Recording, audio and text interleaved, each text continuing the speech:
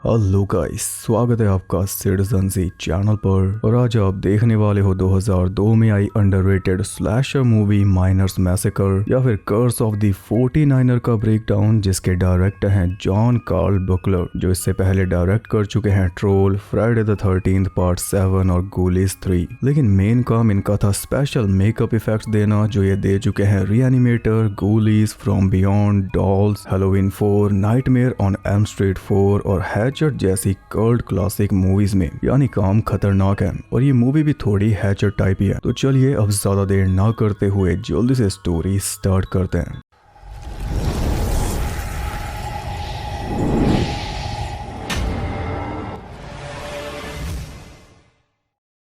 Movie start होती है सर्टर्सविल नाम के एक सालों से वीरान पड़े टाउन में, जहां पर जे नाम का आदमी पहुंचा है एक पुराने खजाने की तलाश में और काफी कड़ी मेहनत के बाद उसे ढेर सारा सोना मिल भी चुका है। लेकिन जे इस बात से अनजान है कि वो सोना बिलोंग करता है जेरेमाया स्टोन नाम के माइनर को, जिसका कंकाल सालों से माइन के अंदर पड़ा था। पर जैसे ही उसके सोने को किसी ने हाथ लगाया, धूल मिट्टी का एक एक कण जमा करके कालो की मौसी का लड़का फिर से जिंदा हो गया और अपनी हुक वाली चेन उठाकर सीधा जे से मिलने पहुंचा। अब जे उसे हाय हेलो कर पाता उससे पहले उसने जे की बैक में हुक घुसाकर उसे हवा में लटका कर मार डाला और उसके खून को एक बाल्टी में जमा कर लिया। इसके बाद हम जे की बहन बर्टी को देखते हैं, जिसके पास उसकी माँ का फोन आया है। माँ चिंता में है क्योंकि जे कई दिनों से घर नहीं आया, लेकिन बर्टी को कोई चिंता नहीं है क्योंकि जे खजानों की तलाश में ऐसे ही भटकता रहता है। बर्टी ने माँ को समझा बुझाकर फोन काट दिया, पर तभी उसके पास एक लेटर आया जो भेजा था जे ने मरने से पहले। लेटर के अंदर उसी जगह का मैप था और साथ में था सोने का टुकड़ा। इससे बर्टी समझ गई कि इस बार जे को सच में खजाना मिल चुका है और वो मुझे बुला रहा है। अब जे ने तो सिर्फ बर्टी को बुलाया था, लेकिन बर्टी ने अपना पूरा फ्रेंड सर्कल जमा कर लिया। भाई को मिले खजाने में फ्री फंड में हिस्सेदार बढ़ा लिए। स्लैशर है ना। सब के सब जहां भी थे वहां से सर्टर्सविल के लिए निकल गए। बर्टी निकली अपने बॉयफ्रेंड केलब के साथ। एक तरफ से एक्सेल और टोरी निकले और दूसरी तरफ से हेडन और रॉक्सैन। एक्सेल और टोरी को सर्टर्सविल से पहले एक पुराना सा घर दिखाई दिया, इसलिए वो रास्ता पूछने के लिए रुक गए। उस घर में रह रहा था एक क्रीपी बूढ़ा आदमी रिचर्ड, जो उन्हें सलाह देता है कि सर्टर्सविल मत जाओ, 49er का भूत तुम्हें जिंदा ही छील देगा, यानी जेरेमाया स्टोन। वो इतना ज्यादा इविल था कि मरने के बाद उसे हेल ने भी लेने से इनकार कर दिया। कहते हैं कि स्टोन एक कैनिबल था, अपने बीवी बच्चे को खुद ही खा गया था। अब ये कहानी सुनकर एक्सेल का इंटरेस्ट और ज्यादा बढ़ गया। रिचर्ड के पास जेरेमाया स्टोन का एक पुराना वांटेड पोस्टर था, जिसे पाने के लिए उसके परदादा को अपने एक हाथ की सारी उंगलियां गंवानी पड़ी थी, यानी कि वो प्राइसलेस है। पर एक्सेल ने उसके $40 लगाए तो रिचर्ड ने फटाफट दे दिया। अब एक्सेल तो खुशी के मारे फूला नहीं समा रहा था क्योंकि सस्ते में एक एंटीक पीस उसके हाथ लग गया, जबकि उसे ये नहीं पता कि रिचर्ड के घर में इन पोस्टर्स का पूरा स्टॉक है। इन्हें प्रिंट करके वो ऐसे ही बाहर से आने वाले लोगों को चिपकाता रहता है और इसमें काम आता है जेरेमाया स्टोन का लेजेंड। टाउन तो सालों से वीरान पड़ा है, इसलिए खर्चा चलाने के लिए उसे ऐसा करना पड़ता। रिचर्ड जेरेमाया स्टोन की कहानी से कमाता तो है, लेकिन उसे खुद स्टोन की कहानी पे यकीन नहीं है। बस लोग यकीन करते रहेंगे और वो कमाता रहेगा, ऐसा उसे लग रहा था। आज उसकी कहानी को खत्म करने दिन दहाड़े स्टोन उसके घर पहुंच गया और इससे पहले कि वो संभल पाता उसका भी काम तमाम। उधर पूरा ग्रुप टाउन में पहुंच चुका था और पहुंचने के कुछ देर बाद ही टोरी नोटिस करती है कि एक्सेल ने अपनी घड़ी गुम कर दी, जो कि टोरी की मां ने उसे गिफ्ट की थी। और टोरी के प्रेशर में एक्सेल घड़ी ढूंढने में लग गया और बाकी सब भी तितर बितर हो गए। जल्दी एक्सेल को घड़ी मिल गई और साथ में एक लोकल बैडी ईव भी, जो इस टाउन के पास में रहती है अपनी आंट नेली के साथ। इधर बाकी दोनों कपल्स अपने कार्यक्रम में लग चुके थे और टोरी टाउन की फोटोज ले रही थी। फोटोज लेते लेते वो सलून में जा पहुंची और फिर अंदर से उसकी चिल्लाने की आवाज आई, जिसे सुनकर सब के सब वहां पर जमा हुए तो पता चला कि वो कबूतरों को देखकर डर गई थी। उनके पीछे पीछे वहां पर शेरिफ मर्फी भी आ गया, जो कि ईव को पहले से जानता था और उससे आंट नेली के बारे में पता कर रहा था और दोस्तों से पूछ रहा था कि तुम यहाँ पर क्या करने आए हो। बर्टी उसे सच बताने वाली थी, पर केलब ने बर्टी का मुंह बंद करवा दिया और बोला कि हम तो कैंपिंग करने आए हैं। बर्टी जो सोने का टुकड़ा शेरिफ को दिखाने वाली थी, वो केलब ने उसके हाथ से लेकर चुपचाप टोरी को दे दिया। कैंपिंग का सुनकर शेरिफ उन्हें कुछ जगह बताने लगा तो ईव बोली कि मैं इन्हें लेक पर ले जाऊंगी, वो अच्छी जगह है। शेरिफ को लगा कि चलो ईव तो है ही, इसलिए वो चला गया उन्हें ये बताकर कि आगे रोड संकरा है, इसलिए सिर्फ एक ही कार लेकर जाना और पुरानी माइन शाफ्ट से दूर रहना। अब एक्सेल को ईव का इतना खास बंदा बनता देखकर टोरी गुस्सा हो गई। वो अकेले ही वापस जाने लगी तो एक्सल ने उसे बोला कि ध्यान से जाना, और उसने भी कोई खास परवाह नहीं की क्योंकि सोने का एक टुकड़ा उसे मिल चुका था। गाड़ी मोड़कर वो वापस चल दी लेकिन ज्यादा दूर नहीं जा पाई। रास्ते में स्टोन ने सामने आकर गाड़ी को क्रैश करवा दिया, फिर उसका सर अलग करके अपना सोना वापस ले लिया।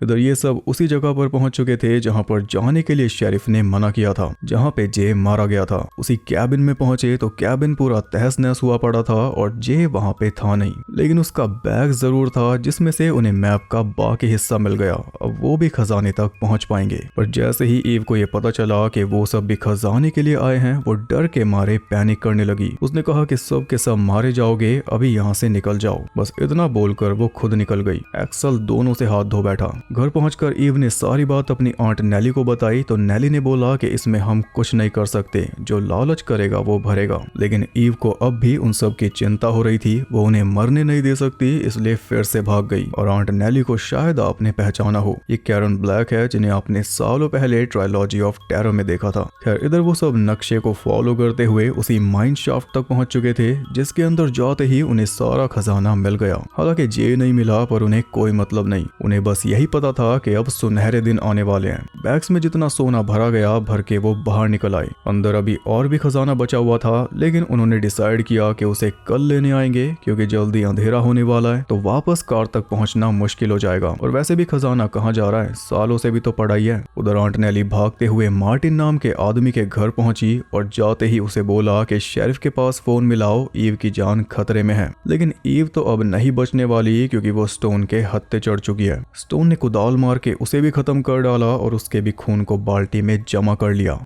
इधर ये सब खुले में ही कैंपिंग कर रहे थे। तभी अचानक एक्सल के पेट में थोड़ी गड़बड़ हो गई, जिसके चलते वो अकेले में गया और अकेले में जाते ही उसे धर लिया शेरिफ ने। शेरिफ उन्हें चेक करने आया था और जब उसे पता चला कि ईव उनके साथ नहीं है तो वो चुपचाप वापस चला गया। मगर हेडन को उस पे शक हो रहा था कि वो हमें मारकर हमारा खजाना कब्जा लेगा। इस सब से बचने के लिए हेडन साथ में गन भी लेकर आया था और अब उसे अपने दोस्तों पर भी शक होने लगा है, इवन रॉक्सैन के ऊपर भी, क्योंकि जितने कम लोग उतना बड़ा हिस्सा। उसकी बातें सुनकर हर कोई हैरान था कि तभी दूर से उन्हें कोई आता हुआ दिखाई दिया। उन्हें लगा शेरिफ होगा, लेकिन था वो स्टोन, जिसने दूर से ही कुदाल फेंक कर मैसेज क्लियर कर दिया।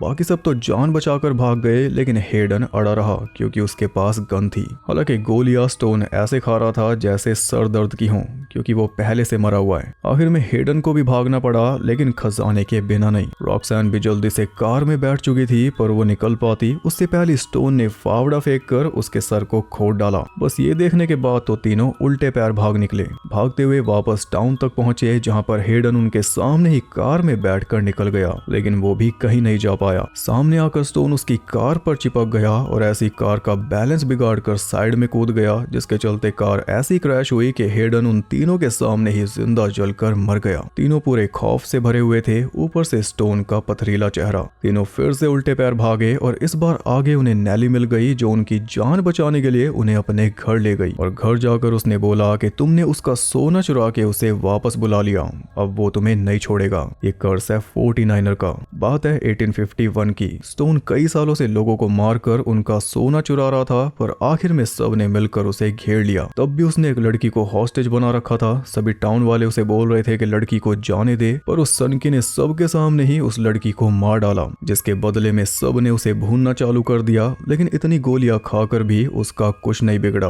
क्योंकि वो पहले से डेविल को अपनी सोल बेच चुका था। स्टोन ने खुद अपने दांतों से अपनी एक उंगली चबाकर उनके ऊपर थूक दी और श्राप दिया कि जो भी मेरे सोने को ढूंढ लेगा वो मरेगा। इतना बोलकर वो हंसते हुए माइन के अंदर कूदकर चैन की नींद सो गया। जब तक कोई उसके सोने को नहीं ढूंढता तब तक सोया रहता है, और जैसे ही कोई ढूंढ लेता है तो फिर से वापस आकर सबको खत्म कर देता है। बचने का सिर्फ एक ही रास्ता है कि उसके सोने को वापस वहीं पर रख दिया जाए जहां से उठाया था, और छोटे से छोटा टुकड़ा भी वापस रखना पड़ेगा। मगर इसके बाद भी कोई गारंटी नहीं है कि वो इन्हें छोड़ देगा। इनके पास बस एक ही रास्ता है कि उसे माइन में बुलाओ और डायनामाइट से उड़ा दो, जला के राख करना पड़ेगा। नेली उन्हें ज्ञान दे ही रही थी कि तभी स्टोन खुद वहां पर आ गया। उसे जलाने के लिए नेली ने लालटेन उठाई तो उसने कुदाल फेंक कर लालटेन फोड़ दी और उल्टा नेली को ही जला जला दिया। इसके बाद वो मारने वाला था बर्टी को, पर केलब और एक्सल ने मिलकर उसका हाथ ही काट डाला। तब कहीं जाकर वो तीनों वहां से निकल पाए, डायनामाइट और फ्लेयर गन साथ लेकर। नेली भी जलते जलते पानी में कूद गई और स्टोन का एक हाथ तो बचा नहीं, इसलिए वो ऐश विलियम्स बन गया, कुदाल अपनी बाजू में फिट करके।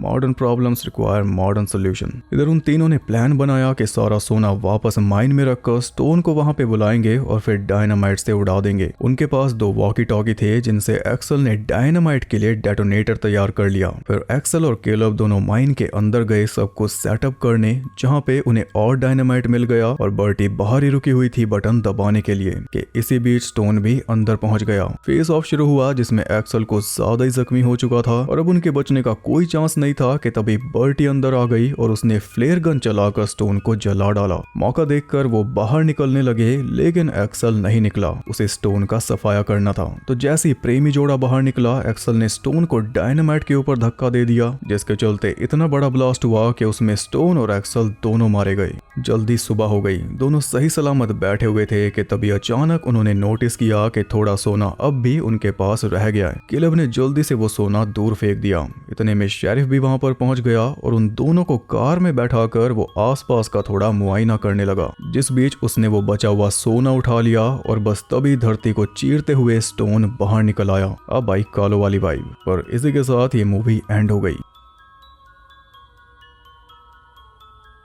तो 2000 वाली हॉरर मूवीज की वाइब के साथ ये एक अच्छी खासी फन मूवी है, क्योंकि इसमें डे हॉरर भी है और 49er का जो लुक थोड़ा बहुत कालो और क्रीपर से मिलता जुलता है, इसलिए वो भी मजेदार लगा। 49er को देखकर आप समझे होंगे कि कालो का डिजाइन कितना ज्यादा बढ़िया था। और जैसे ये 49er है, अच्छे खासे लुक और मेकअप डिजाइन के साथ, ऊपर से एक बैक स्टोरी भी है इसकी। ऐसी और भी कई सारे हॉरर विलन्स हैं जिनका लुक और स्टोरी दोनों टॉप नॉच है, लेकिन उन्हें कोई नहीं जानता। तो मैं आपसे पूछता हूँ, क्या आप जानना चाहोगे उनके बारे में? जैसे रस्टी नेल था या विक्टर क्राउली या आर्ट भी था किसी टाइम पे, ऐसे और भी बहुत हैं। बोलोगे तो एक प्लेलिस्ट बनाऊंगा इनके ऊपर, अंडररेटेड हॉरर विलन्स, और सच में मजा आ जाएगा देख के। तो अपना रिस्पॉन्स जरूर देना। वीडियो पसंद आई तो लाइक करना और ऐसी और इंटरेस्टिंग वीडियोस देखने के लिए चैनल को सब्सक्राइब करके बेल नोटिफिकेशन को ऑल पर सेट कर लो, ताकि नोटिफिकेशन को भी पूरा नक्शा मिल जाए। और ज्यादा कनेक्टेड रहने के लिए आप मुझे इंस्टाग्राम पर फॉलो कर सकते हो, वहां आपको बहुत कुछ जानने के लिए मिल जाएगा, और साथ ही बाकी जगहों पर भी जिनके लिंक्स आपको मिल जाएंगे नीचे। तो मैं आपसे मिलता हूँ अगली वीडियो के साथ, तब तक के लिए सबको बाय।